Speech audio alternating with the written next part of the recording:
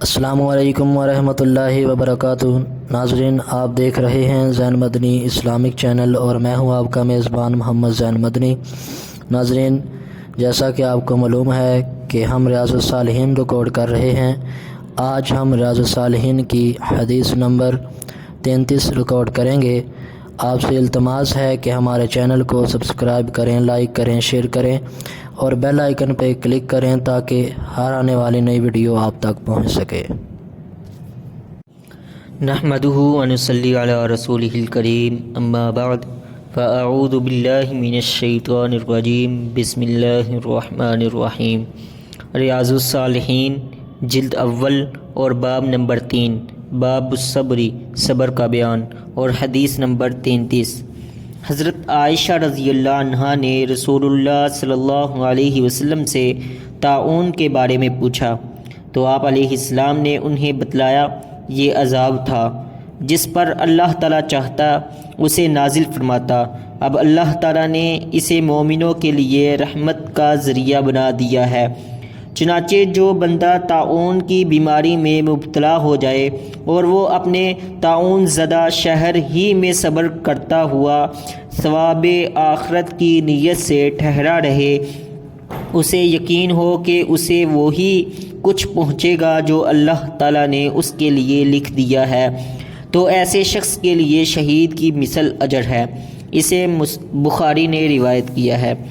حافظ صلاح الدین یوسف صاحب نے اس حدیث کے فوائد و مسائل اخذ کرتے ہوئے پہلا مسئلہ یہ تحریر کیا ہے کہ طاعون یا اسی قسم کی اور وبائی بیماری میں اللہ کی تقدیر و مشیت پر ایمان رکھتے ہوئے اسی شہر میں ٹھہرے رہنا اور اس میں مبتلا ہونے کی صورت میں جزع و فزع اور گھبراہٹ کا اظہار نہ کرنا ایک مومن کو شہادت کے رتبے سے ہمکنار کر دیتا ہے۔ جیسے اور بھی بعض لوگوں کو یہ اجر ملے گا، مثلاً غرق ہو کر مرنے والے کو، حالت زچگی میں فوت ہونے والی عورت کو، وغیرہ وغیرہ۔ دوسرا مسئلہ یہ تحریر کیا کہ یہ حکم اس لیے ہے تاکہ یہ وبائی مرض دوسرے شہروں میں نہ پھیلے۔ علاوہ ازیں دوسرے شہروں کے رہنے والوں کے لیے حکم ہے کہ وہ طاعون زدہ شہر میں جانے سے اجتناب کریں۔ تیسرا مسئلہ یہ تحریر کیا کہ اس سے معلوم ہوا کہ حفاظت اور علاج کے اسباب اختیار کرنا تقدیر الہی پر ایمان رکھنے کے منافی نہیں ہے۔ اسی طرح مرض پر صبر اللہ تعالیٰ کی قضاء و قدر پر رضامندی کی دلیل ہے جو کمال ایمان ہے۔